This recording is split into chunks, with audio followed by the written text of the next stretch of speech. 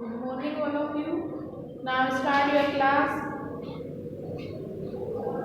अभी तक अपन ने पिछले जो वीडियो में पढ़ा था तो वो ज्योग्राफी का चैप्टर था। ये है आपका हिस्ट्री का चैप्टर। तो नाम लिख ही दिया है बोर्ड पर मैंने, क्राफ्ट एंड इंडस्ट्री। तो आपको कंफ्यूज नहीं होना है क्योंकि इसके पहले एक चैप्टर और है जो कि अपन ने नहीं किया है, तो बाद में करेंगे। तो ये चैप्टर स्टार्ट करते हैं। Pre British period. British period के पहले क्या था तो उसके बारे में बताया गया है। In the period before the arrival of the British, India had a flourishing rural handicraft industry.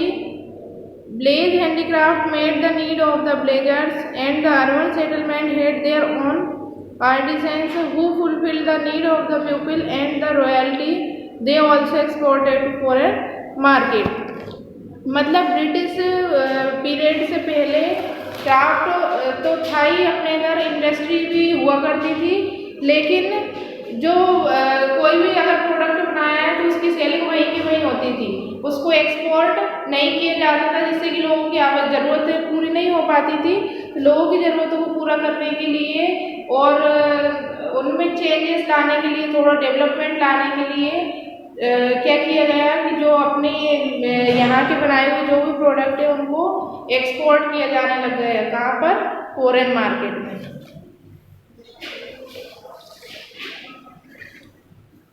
अब आता है decline of Indian textile. Indian textile का जो ह्रास हुआ था, डिक्लीन, वो कैसे हुआ था ये बताया है। You will be surprise to know that despite the growing popularity of India textile, the fundamentals of the industry were not strong. By the late 18th century, the textile industry of India had declined considerably because of a reduction in demand.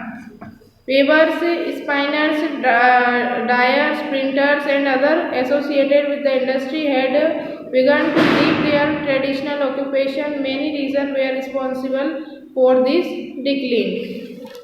तो जो Indian textile बंद हुई उसका reason क्या था कि जो weavers थे, स्पाइनर्स थे, ड्रायर्स थे, प्रिंटर्स, इन्होंने सबने इंडस्ट्री को लीव कर दिया था, यानी छोड़ दिया था। तो उसके बंद होने का सबसे मेन कारण क्या था? इन लोगों का इंडस्ट्री को लीव कर देना। शिल्प एक ऐसी कला है जिसमें टेरिकोटा, लकड़ी, एक ऊपर नक्काशी, हाथ दांत पर नक्काशी तथा वस्तुएं बनाना, पत्थर पर नक्काशी, लुगदी, टोकरी, चटाई आदि विभिन्न प्रकार की वस्तुएं बनाना शामिल है। इनमें सभी चीज़ें कंसीडर है। सिंधु घाटी की सभ्यता के समय से भारत में शिल्पकला की एक समृद्ध विरासत विद्यमान है। इनमें से अनेक शिल्पों ने शास्त्रीय रूप ले लिया, जबकि अन्य शिल्प अदर जो भी थे आर्ट के, आज भी लोक कला के रूप में फेमस है। अब आता है आपका द अपरोरर इन इंग्लैंड। इंग्लैंड में जो औद्योगिक क्रांति हुई थी उसके बारे में इसमें बताया गया है। तो इंग्लैंड में औद्योगिक क्रांति के कारण बहुत अधिक मात्रा में उत्पादन होने लगा था।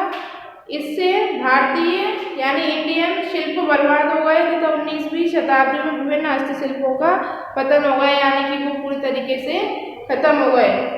एंड 19वीं शताब्दी में विभिन्न मशीन से निर्मित वस्तुएं हस्त निर्मित वस्तुओं की अपेक्षा सस्ती, टिकाऊ तथा अधिक मात्रा में बन जाती थी।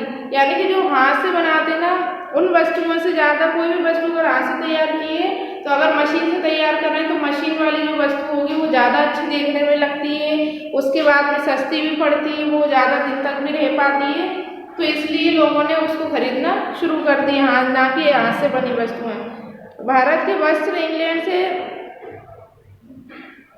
जो इंग्लैंड में बनाई गई वस्तुएं थी और जो अपने भारत में बन रही थी वो वस्तुएं, इन दोनों को जब कंपेयर किया तो वहाँ की वस्तुएं ज़्यादा अच्छी थी। तो इस वजह से भी जो अपने इधर अगर इसका इंडियन टेक्सटाइल का जो नाश हुआ या खत्म हुई, तो वो उसका कारण यही रहा। Beginning of the industry revolution. England में निर्माताओं की अनुचित स्पर्धा ने बंगाल के बुनकरों को बर्बाद कर दिया। ईस्ट इंडिया कंपनी द्वारा निर्यात किए गए यानी भेजे गए सूती तथा रेशमी वस्त्र इंग्लैंड में बहुत लोकप्रिय हो गए। तब ईर्ष्यालु यानी कि जो उससे जेलस करते थे ब्रिटिश निर्माताओं ने कानून द्वारा भारतीय उद्योग को नष्ट करने का प्रयास किया। सन 1700 तथा 1720 ईस्वी में ब्रिटिश संसद में पारित 2 कानूनों द्वारा भारतीय सूती तथा रेशमी वस्त्र का इंग्लैंड में निषेध कर दिए गए, यानी को मना कर दिया गया उनको कि यहाँ पर उसको एक्सपोर्ट नहीं किया जाएगा। इस प्रकार भारतीय वस्तुओं के व्यापार को बहुत नुकसान हुआ। 1789 ईस्वी में भारत से सूती वस्तुओं के आयात में तीव्र गिरावट आई। 1718 ईस्वी में ब्रिटिश कैलिको प्रिंटर द्वारा बंगाल से छपे हुए सूती वस्त्रों का आयात बंद कर दिया गया। कंपनी ने तैयार माल के स्थान पर कच्चा माल आयात यानी इंपोर्ट करने की नीति अपनाई। इससे देशी उद्योग बंद हो गए और जो भी बुनकर थे वो किस काम में लग गए, कृषि काम में लग गए, क्योंकि उनका जो काम था वो उनका बंद हो गया, तो कृषि काम में लग गए अपने।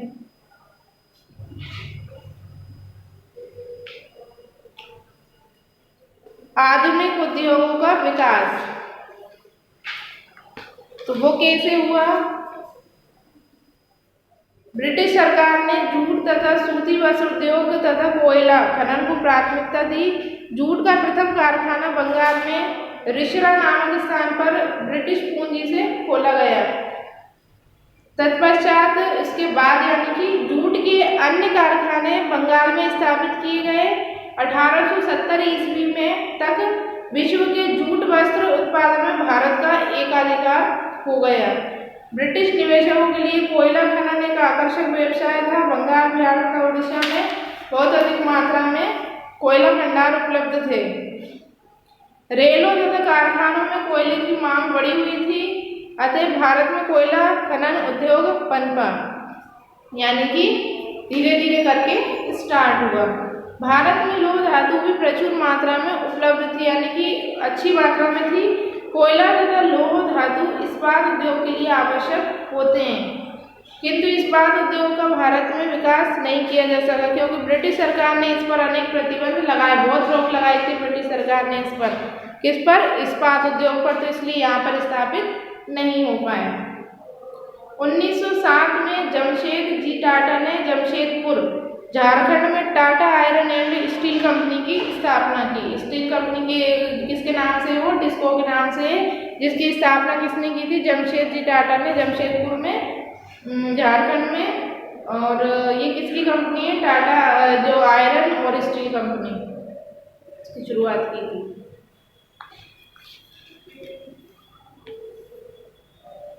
जो आधुनिक उद्योग का विकास हुआ उसका क्या प्रभाव पड़ा, यानी कि क्या इफेक्ट पड़ा? तो आधुनिक उद्योगों ने भारत के हजारों शिल्पियों तथा कारीगरों को बेरोजगार कर दिया। वे लोग बड़े कारखानों में श्रमिक बनने के लिए विवश हो गए। मतलब जो लोग छोटे छोटे काम करते थे, जब उन्हें बड़ा काम मिलने लग गया तो वो अपना जो छोटा काम है वो छोड़कर कहाँ पर जाने लग गए? बड़े बड़े कारखानों में जाने लग गए, जिसकी वजह से शिल्प जो आधुनिक उद्योग जो पुराने उद्योग थे वो सब बंद होने की कगार पर आ गए। भारत में औद्योगिक विकास विषम था, क्योंकि कुछ बड़े नगरों में ही उद्योगों का केंद्रीकरण हुआ, जबकि शेष भाग अर्ध विकसित या अविकसित रह गए। इससे प्रादेशिक विकास असंतुलित हो गए, यानी कि कुछ बड़ी बड़ी जगहों पर ही कारखाने स्थापित हो पाए, छोटी जगहों पर नहीं हो पाए, जिससे कि वो छोटी जगह जो हुई है वो अविकसित ही रह गई हैं।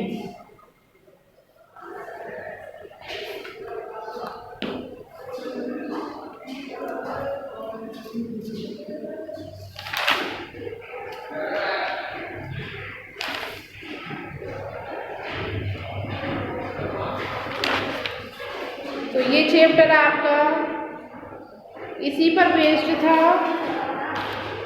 कि पहले ब्रिटिश पीरियड से पहले क्या कंडीशन थी और ब्रिटिश पीरियड के बाद क्या कंडीशन हुई है, टेक्सटाइल इंडस्ट्रीज का पहले क्या था अब क्या है, तो ये सब इस चैप्टर में बताया गया है। इसके exercise plus PDF, exercise plus question answer दोनों PDF के थ्रू आप तक पहुंच जाएंगे और कंफ्यूज नहीं होना हर बार की तरह। हाफ मून शेप से जहाँ से स्टार्ट है जहाँ तक लगा हुआ है वही टिक मार्क आपको अपनी फेयर कॉपी में नोट डाउन करना है वहीं से ही। और जो क्वेश्चन नहीं लिखवाने होते उन पर मैं क्रॉस लगा देती हूँ, तो उसके लिए भी आपको कंफ्यूज नहीं होना। तो आज के लिए इतना ही, फिर मिलते हैं अपन न्यू वीडियो में न्यू चैप्टर के साथ। तब तक के लिए good bye and have a nice day.